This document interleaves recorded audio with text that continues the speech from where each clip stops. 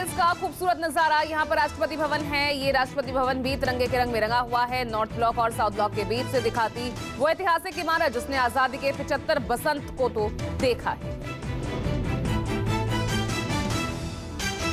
कल हिंदुस्तान को आजाद हुए 75 साल हो जाएंगे, लेकिन उससे पहले ही देश आजादी का जश्न मना रहा है। तस्वीरें मुंबई के गेटवे ऑफ इंडिया की है, जो तिरंगे के रंग में सराबोर है। चांदनी रात में देश के गौरवशाली इतिहास को समेटे ये इमारत तिरंगे के रंग में अलग ही नजर आ रही है।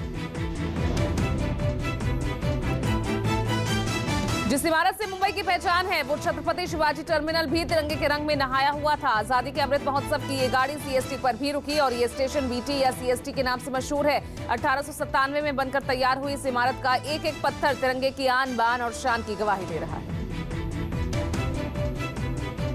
और सिर्फ ऐतिहासिक इमारत ही नहीं, बल्कि मुंबई में सरकारी और निजी इमारतों को भी आजादी के रंग में रंग दिया गया है। फिर चाहे वो मंत्रालय की इमारत हो, जिसे देखकर ऐसा लग रहा था मानो इस इमारत पर तिरंगे को उड़ा दिया गया हो।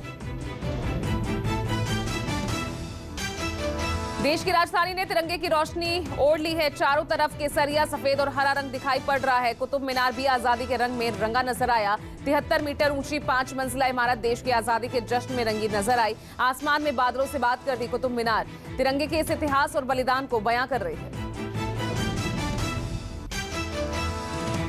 इस बार देश आजादी के 75 साल पूरे कर रहा है और ऐसे में हर ऐतिहासिक इमारत को तिरंगे के रंग की रोशनी में रंगा जा रहा है। इसमें दिल्ली में मौजूद सफदरजंग मकबरा भी शामिल है, जो काफी सुंदर लग रहा है और जो भी यहाँ से गुजर रहा है वो रुक रहा है, अपने कैमरे में इस पल को कैद किए बिना नहीं निकल रहा। मुंबई दिल्ली ही नहीं, हिंदुस्तान की पहली राजधानी कोलकाता भी तिरंगे के रंग में सराबोर दिखी। यहाँ का ऐतिहासिक हावड़ा ब्रिज भी तिरंगे की रोशनी में नहाया हुआ नजर आया। इस हावड़ा ब्रिज के नीचे से बहती हुगली नदी में ब्रिज का प्रतिबिंब आजादी की राजधानी में सुरक्षा को लेकर कड़े इंतजाम किए गए। राजधानी में सुरक्षा को लेकर कड़े इंतजाम किए गए हैं। खासतौर पर इंडिया गेट, आईटी और राष्ट्रपति भवन के आसपास के इलाकों में भारी पुलिस बल की तैनाती की गई है। हर आने जाने वाली गाड़ी रोककर चेक की जा रही है। तो वहीं दिल्ली में सभी बॉर्डर्स पर बाहर से आने वाले वाहनों पर भी नजर रखी जा रही है।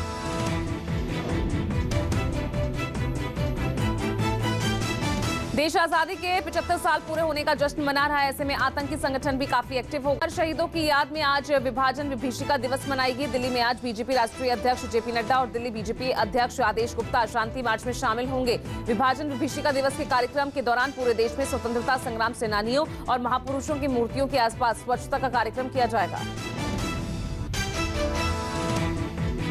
यूपी सरकार भी आज विभाजन विभीषिका दिवस मनाएगी। विभाजन विभीषिका दिवस के मौके पर शाम 5 बजे 300 प्रतिभागी लोक भवन के बाहर इकट्ठा होंगे। सीएम योगी आदित्यनाथ के नेतृत्व में शाम 5:30 बजे मौन पैदल मार्च निकाला जाएगा। सीएम योगी सरदार पटेल की प्रतिमा और भारत माता की तस्वीर पर पुष्पांजलि भी अर्पित करेंगे।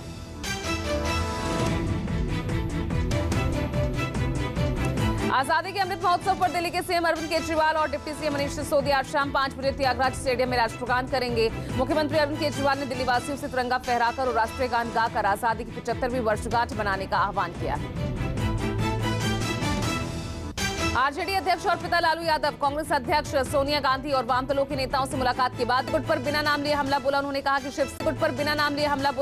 कि शिवसेना पार्टी में खुले में पड़ी कोई वस्तु है नहीं जिसे कोई भी उठा सकता है और इसकी विरासत पर दावा कर सकता है। उन्होंने कहा कि शिवसेना की नींव गहरी और जड़ें मजबूत है। कल स्वतंत्रता दिवस है और इस मौके पर देश की नई राष्ट्रपति स्वतंत्रता दिवस की पूर्व संध्या पर पहली बार देश को संबोधित करेंगी। राष्ट्रपति के संबोधन का प्रसारण आकाशवाणी के सभी राष्ट्रीय नेटवर्क पर और दूरदर्शन के सभी चैनल्स पर शाम 7 बजे से किया। बताया जा रहा है कि कोरोना ओमिक्रॉन का सब वेरिएंट मिलने के साथ ही इसकी रफ्तार तेजी से बढ़ रही है। दिल्ली स्वास्थ्य विभाग के आंकड़ों के मुताबिक दिल्ली में इस वक्त 8,105 एक्टिव मरीज हैं।